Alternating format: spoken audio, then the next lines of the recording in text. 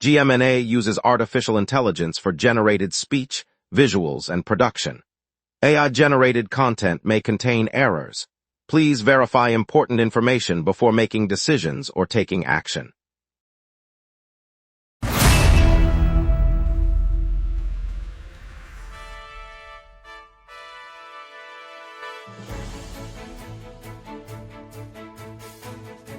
Live from the GMNA News Center, this is the Lunch Break News Hour.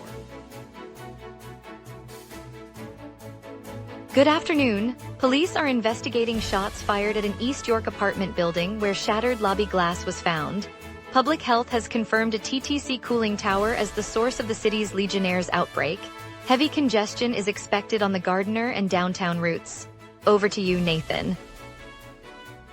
The Evergreen Brickworks is offering a free community gardening workshop this Saturday, where local horticulturists will demonstrate organic planting techniques for city gardeners of all ages.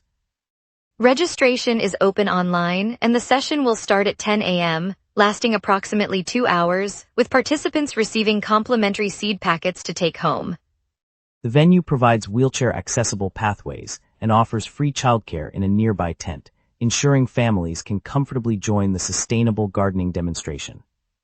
Lots to get to. Let's begin our midday conversation, and thank you for joining us as we explore what's happening across Toronto today. Here are our top stories. Police responded to reports of gunfire just after 2:30 a.m. at a high-rise on Thorncliffe Park Drive near Overlea Boulevard, East York, finding shattered lobby glass. Simona Okonkwo has the full story. Police arrived just after 2:30 a.m. on August 26, after neighbors reported hearing gunshots from a high-rise on Thorncliffe Park Drive near Overlea Boulevard. Officers entered the building and found the lobby glass blown out, shards littering the floor. No injuries have been confirmed, and investigators are canvassing the scene for evidence. The Toronto Police Service has launched a criminal investigation and is asking anyone with information to come forward. Units remain on site conducting a thorough sweep, while nearby residents are being advised to stay indoors until the area is cleared. Uniformed officers and a tactical unit were dispatched to secure the perimeter and preserve any potential evidence. The situation is still developing. Simona Okonkwo, GMNA News, East York. Toronto police seized a loaded AR-15 style rifle, master keys and programming devices during a stolen vehicle investigation in Regent Park, arresting 8 suspects, including 4 youths and 3 girls. Tobias Kwan has the full story. Police moved in just after 10:30 p.m. on August 23, surrounding a house in Regent Park. Officers seized a loaded AR-15 style rifle, a set of master keys, and several electronic programming devices. 8 people were taken into custody, 4 youths, 3 of them girls, and 1 adult. The operation is part of a stolen vehicle investigation that began earlier this week in Toronto's East End, and the weapons cache was uncovered during a vehicle theft search. Uniformed officers in tactical gear formed a perimeter, their lights flashing as they entered. Neighborhood residents watched as the firearms and devices were placed in evidence bags. Detectives say the master keys could bypass vehicle security, while the electronic tools may reprogram immobilizer chips. No injuries were reported. Tobias Kwan, GMNA News, Regent Park. CAMH and Loft Community Services are converting the Champagne Center in North York into a permanent transitional care hub, offering 40 beds across 20,000 square feet for patients moving from hospital to home. Dev Showri has the full story. The Champagne Center in North York is being reshaped into a permanent transitional care hub. The Center for Addiction and Mental Health, in partnership with Loft Community Services, will turn the 20,000 square foot space into a facility with 40 beds for patients who have left acute hospital care but aren't yet ready to return home.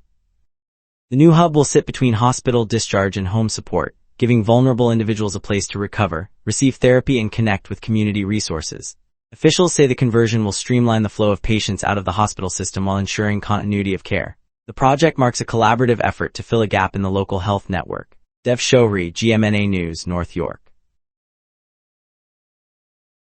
Toronto police have arrested a male suspect in the November 2022 homicide near Midland and Passmore Avenues, with the arrest made on August 25, 2026. Dev Showri has the full story.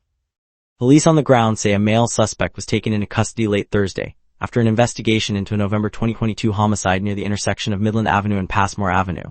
Officers responded to the original shooting call in that neighborhood 2 years ago, and a cold case unit has been reviewing evidence ever since. Detectives say forensic breakthroughs and new witness statements led to the arrest on August 25, 2026. The suspect was booked on charges of first-degree murder pending further court proceedings. No further details were released about the victim or motive at this time. Community members gathered nearby, watching as officers escorted the man to a squad car. Police said they will continue to work with local residents to address safety concerns. Dev Shohri, GMNA News, Midland. A mother of a fallen Toronto police officer has launched a foundation to honor his service, aiming to preserve his legacy and support families of officers killed in the line of duty. Ainsley Booth has the full story. At a modest community center on Yonge Street, the mother of a Toronto police officer killed in the line of duty gathered friends, fellow officers and city officials to announce the creation of a new charitable foundation. The organization will carry the fallen officer's name and aim to support families of officers who lose a loved one, as well as fund scholarships for youth interested in public safety careers. She said the foundation is a way to keep his dedication alive and to give back to the community he served. Police Chief Mark Saunders attended, praising the officer's commitment and pledging departmental support for the initiative. The foundation plans its first fundraiser for early next year. Ainsley Booth, GMNA News, Toronto. Later we'll hear how Toronto Public Health traced the Legionnaires' outbreak to a TTC cooling tower, plus more headlines. We will be right back. Every day, important stories happen across the city before any news crew arrives. Sometimes the very first person at the story is you. When you witness something newsworthy, open the GMNA Citizen Reporter app and start your report. The app guides you through every step while your report is delivered directly to the GMNA newsroom. Every submission is reviewed by our editorial team, and approved reports may be featured on GMNA. Get the GMNA Citizen Reporter app today at my.gmna.ca. Your city, your news. Welcome back. Toronto Public Health confirms a cooling tower at a TTC facility is the source of the city's Legionnaires' disease outbreak, with 6 confirmed cases as officials investigate the spread. Dev Shohri has the full story. Toronto Public Health says a cooling tower at a TTC site is the source of the city's current Legionnaires' outbreak. The agency traced Legionella bacteria in the tower's water system to aerosolized droplets that have been circulating in the surrounding air. So far, 6 confirmed cases have been linked to the contamination, with patients showing severe pneumonia symptoms. Health officials have ordered the tower shut down and a comprehensive decontamination plan to begin immediately. The TTC is cooperating with the public health response, and additional testing of other tower sites is underway to prevent further spread. Residents near the facility have been advised to monitor for respiratory issues. Dev Shohri, GMNA News, Downtown. Ontario Court of Appeal has cleared the province to strip roughly 19 kilometers of protected bike lanes from Bloor, Yonge, and University Avenues, a ruling that could reshape cyclist routes across Toronto. Simon Okonkwo has the full story. The Ontario Court of Appeal has ruled that the province can pull down roughly 19 kilometers of protected bike lanes stretching along Bloor Street, Yonge Street, and University Avenue.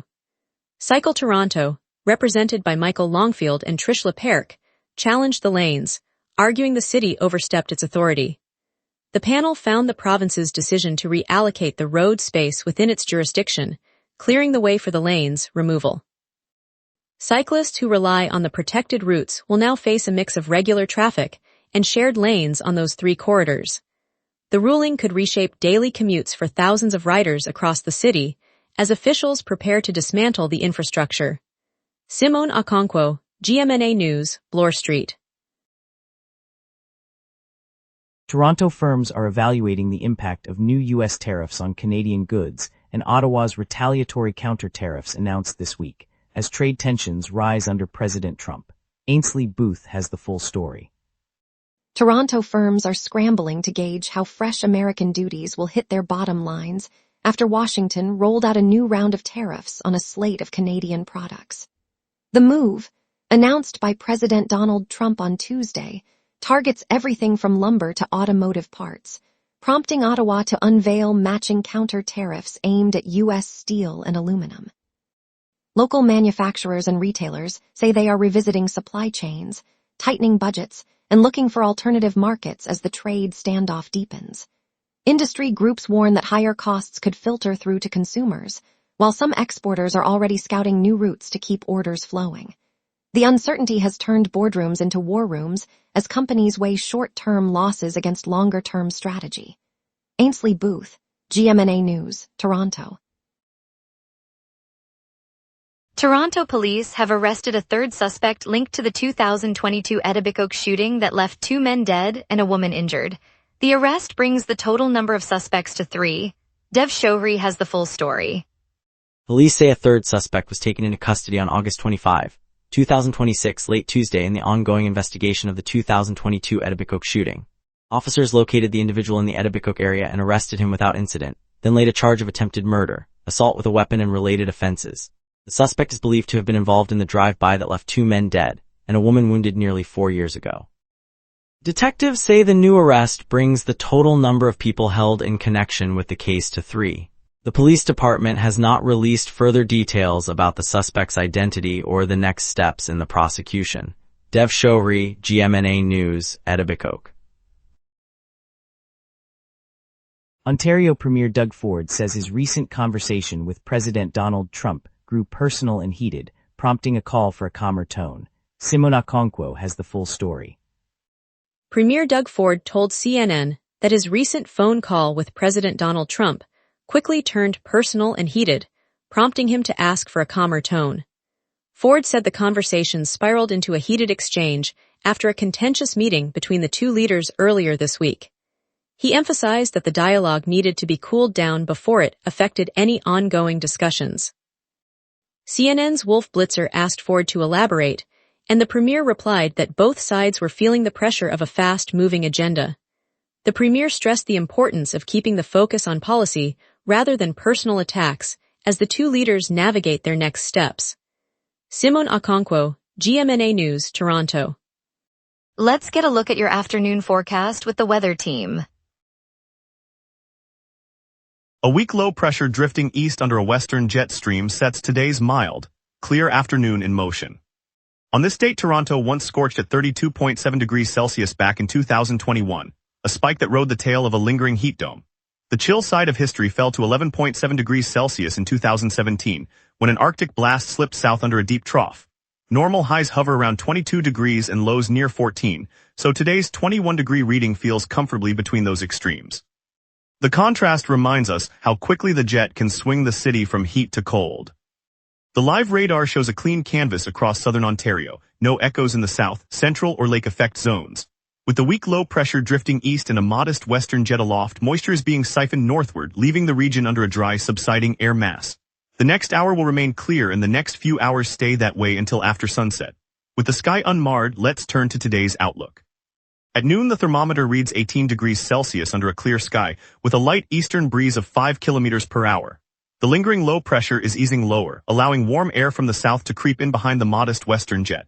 By mid-afternoon, temperatures climb to 23 degrees, then settle near 21 as the sun dips.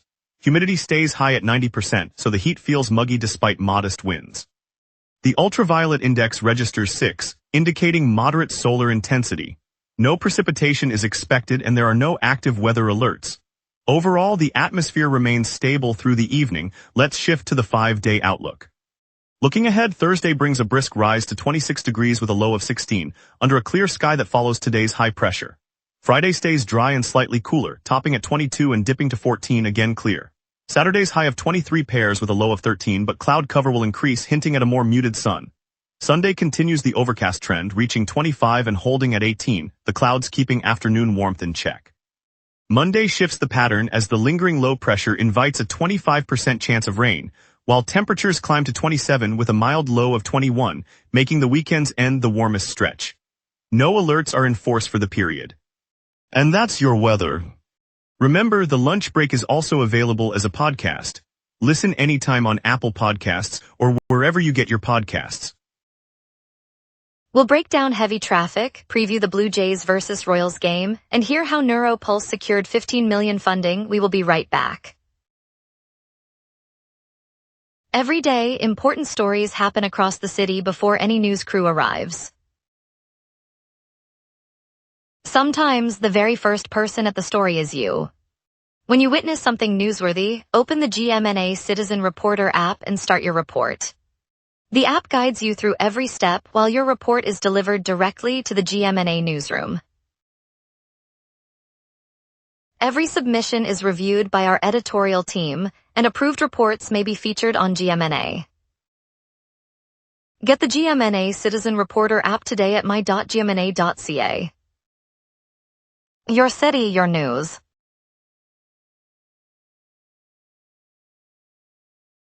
The biggest headache this morning is the Gardner Expressway. Rehabilitation work keeps the entire stretch closed between the Don Valley and the western terminus, pushing traffic onto Allen Road and the Queen Elizabeth Way. East of the city, Yonge Street is fully shut between Dundas and Shooter as the CNE sets up, and Grace Street is also closed from Allen Borovoy Lane to Harvard. The FIFA World Cup event at Exhibition Place adds slow-moving traffic around the Lakeshore and western waterfront. Lakeshore Boulevard West runs one way between York and Bay, and Spadina Avenue to Reese Street is reduced to a single lane. Parliament Street remains under long-term construction from Distillery Lane to the railway tracks, so expect delays there. On the TTC, escalators are out at Wilson, York Mills, Spadina, Pape, and Runnymede, so riders who need lifts should allow time.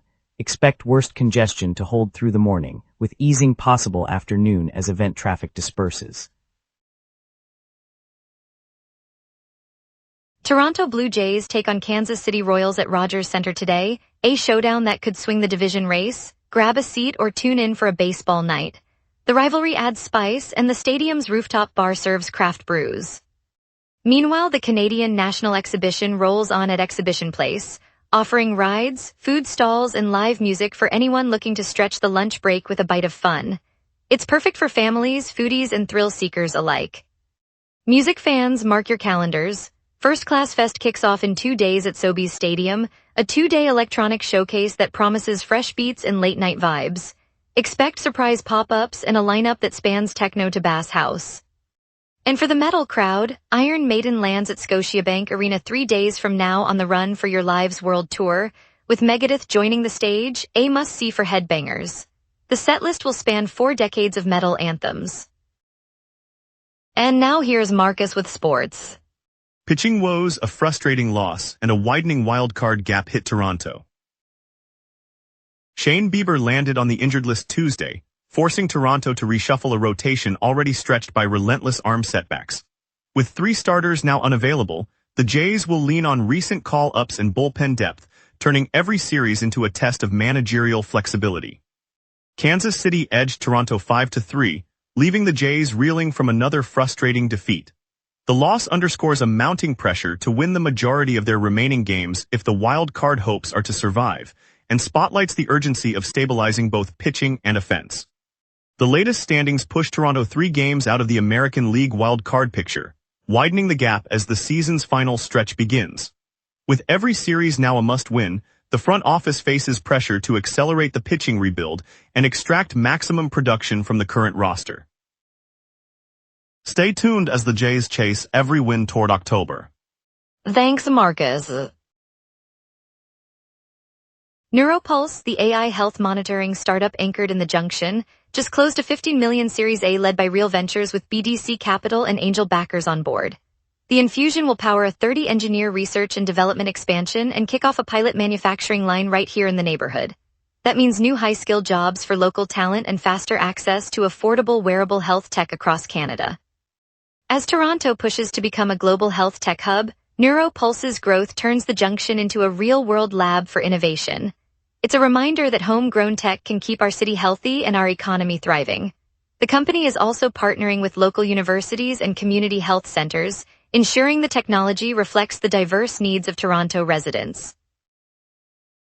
Coming up, we'll explore how Ontario students are confronting debt after the OSAP grant cuts. Staying tuned for more. Every day, important stories happen across the city before any news crew arrives. Sometimes the very first person at the story is you. When you witness something newsworthy, open the GMNA Citizen Reporter app and start your report. The app guides you through every step while your report is delivered directly to the GMNA newsroom. Every submission is reviewed by our editorial team, and approved reports may be featured on GMNA. Get the GMNA Citizen Reporter app today at my.gmna.ca. Your city, your news.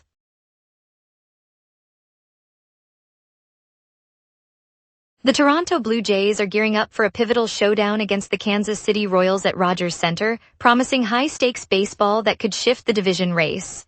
Fans are eager to see if Toronto can clinch a crucial win on home turf. Carl Dumont is there. Carl Dumont. Thanks, Jordan Parker. The roar of the crowd washes over me as I stand beneath the bright glass dome of Rogers Centre, the scent of fresh-cut grass and hot dogs mingling with the summer night air. Fans in blue jerseys stream through the concourse, faces lit by the neon scoreboard flashing the upcoming start time of 7:07 p.m. tonight. The Toronto Blue Jays are set to host the Kansas City Royals, and the energy feels like a pulse. I can hear the crack of a bat from the practice nets outside the dugout, the murmur of hopeful chatter about rookie pitcher Maya Patel's first start, and the thump of drums from the mascot's parade. Children clutch baseballs while grandparents point out the historic arches that have watched generations of games. For families gathered in the stands, this game is more than a contest. It's a chance to share a Toronto tradition across generations. The matchup promises a showdown of speed and skill, a reminder why baseball lives at the heart of this community. Carl Dumont, virtually at Rogers Centre. Welcome back. Ontario government has slashed OSAP grants, leaving students worried about mounting debt and prompting some to reconsider their studies, as Premier Doug Ford says the cuts address unsustainable program costs. Simone Okonkwo has the full story. Students across Ontario are bracing for deeper debt after the province announced steep reductions to the OSAP grant component of the Student Assistance Program. The cuts, unveiled earlier this year, slash the amount of non-repayable aid available to post-secondary learners, prompting many to question whether they can afford to stay in school. Campus groups say enrollment numbers could dip as students weigh the financial strain. Premier Doug Ford defended the move, saying the program's costs have become unsustainable and that the adjustments are necessary to keep the overall system viable. Officials added that other forms of support will remain, but the loss of grant funding is already reshaping study plans for thousands of students. Simone Okonkwo, GMNA News, Toronto. Ontario Premier Doug Ford says the province will actively counter new U.S. tariffs on Canadian goods, seeking leverage in the escalating trade dispute with the Trump administration. Ainsley Booth has the full story. Ontario Premier Doug Ford is rallying his province against fresh tariffs announced by the United States under the Trump administration. The new duties target a range of Canadian agricultural and manufactured products, prompting Ford to call for immediate consultations with Ottawa and to explore legal options through the World Trade Organization. He told provincial ministers that Ontario will coordinate with other affected provinces to present a united front, seeking leverage to push Washington toward a negotiated settlement. Ford also warned that prolonged punitive measures could ripple through supply chains, raising costs for consumers on both sides of the border. The province plans to file a formal complaint later this week, aiming to keep trade flows steady while negotiations continue. Ainsley Booth, GMNA News, Toronto. Dolly Rebecca Parton-Dean, 80, died on August 25, 2026.